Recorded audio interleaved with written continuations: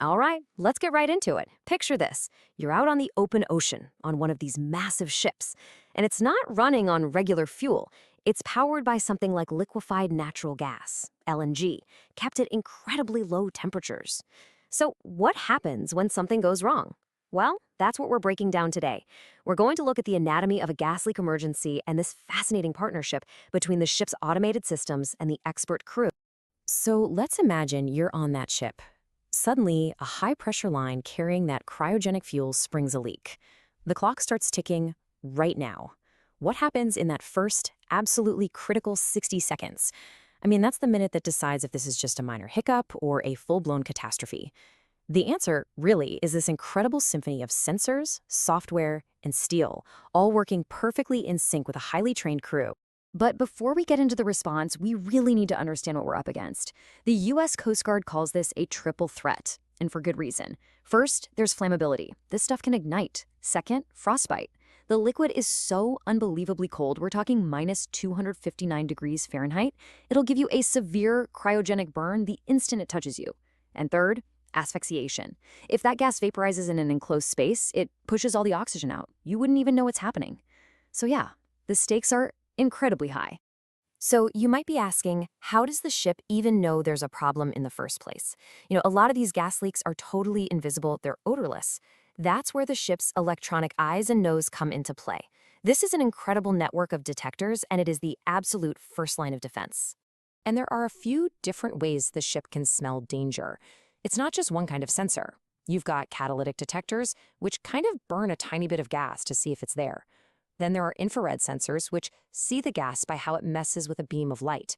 And you even have these cool laser systems that can scan huge open areas.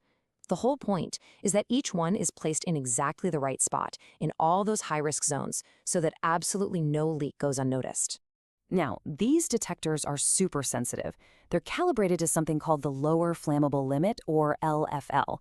Basically, think of the LFL as the smallest amount of gas in the air that's needed for it to catch fire. The system has two stages. If a sensor picks up just 20% of that limit, you get a low-level alarm. It's like a heads-up.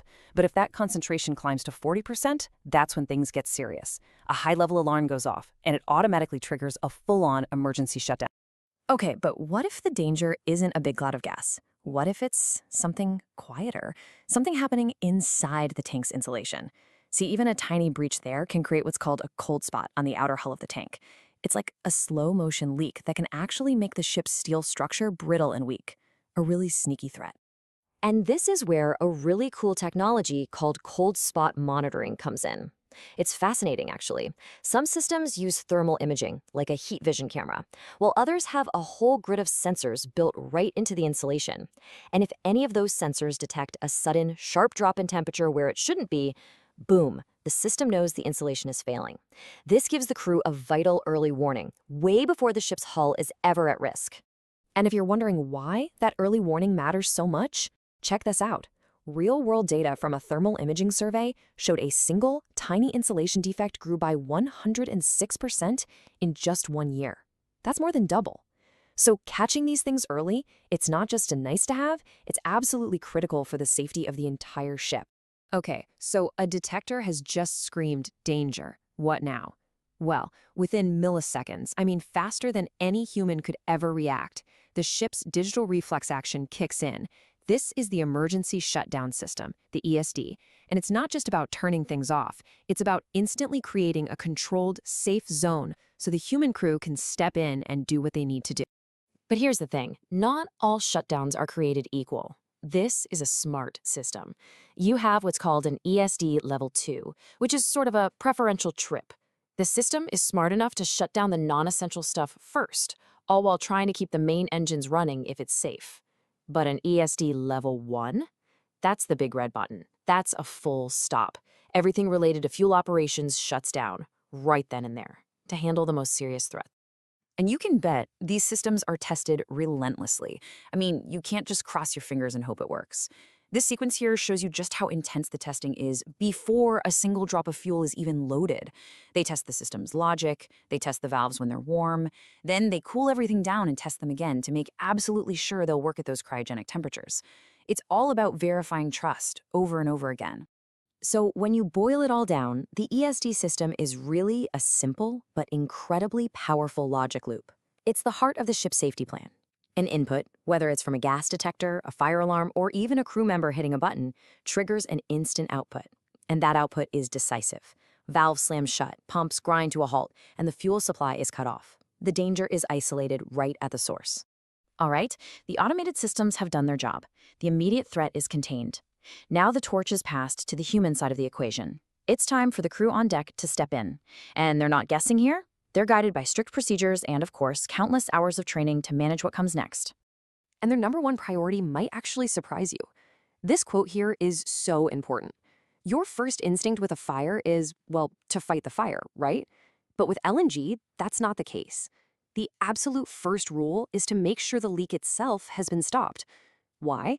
Because if you put out the fire while gas is still pouring out, you could create this massive, invisible cloud of flammable gas, just waiting for a spark, and that could lead to a way bigger explosion. This is exactly why their firefighting tools are so specialized. They use something called dry chemical powder, or DCP, to shoot right at the base of an LNG fire to put out the flames. You'll notice I didn't say water. You almost never spray water directly on a pool of liquid LNG. All that would do is make it boil faster, creating an even bigger, more dangerous vapor cloud. Instead, the water spray systems are used to cool down all the surrounding steel, the tanks, the decks, to keep them from getting weak or failing from the intense heat. Of course, taking care of the crew is priority number one, and they're trained to handle two very specific kinds of injuries. For a cryogenic burn, that intense frostbite, the key is to never rub it. You have to rewarm the area slowly with lukewarm water. And if someone has been in a gas cloud and is suffering from asphyxiation, the response has to be immediate. Get them into fresh air right away and give them oxygen if you're trained to do so. And just like with the firefighting tools, they've got specialized gear for themselves too. It's all about the right tool for the job. If they're just dealing with a potential leak or cold pipes, they'll wear cryogenic PPE. That means insulated gloves, a face shield, and apron. But if there's an actual fire or they know they're walking into a gas cloud, it's the full-on firefighting gear, complete with a self-contained breathing apparatus, or SCBA. So the immediate danger has passed. What's next? Well, the final phase is all about recovery, learning from what happened, and making sure it never, ever happens again. It's this culture of readiness that really fuses the technology and the crew into one, truly effective safety system. You know, at the end of the day, the technology is only as good as the people using it. Real safety is built on a foundation of constant training and procedure. We're talking regular drills for everything: leaks, fires, ESD events, to build that critical muscle memory. There are super strict rules for entering any space that might have gas, and there are no exceptions. And finally, after any incident, big or small, a deep dive investigation happens to figure out the root cause so everyone can learn from it. And getting things running again after a shutdown? It's definitely not as simple as just flipping a switch back on. No way. It's this painstaking step-by-step process. First, the pipes have to be totally purged with an inert gas to get every last bit of fuel out. Then they're carefully tested for leaks. Only then can the systems be slowly, cautiously brought back online. Every single step is dictated by a checklist to make sure it's done safely. So this all leads to a really interesting question.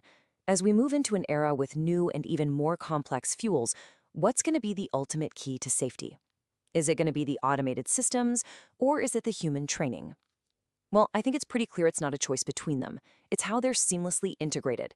The machine gives you that perfect split-second reflex, but the human provides the judgment, the ability to adapt, and the foresight to handle whatever comes next. You could say one is the shield and the other is the expert wielding it. And together, that's the real anatomy of safety at sea.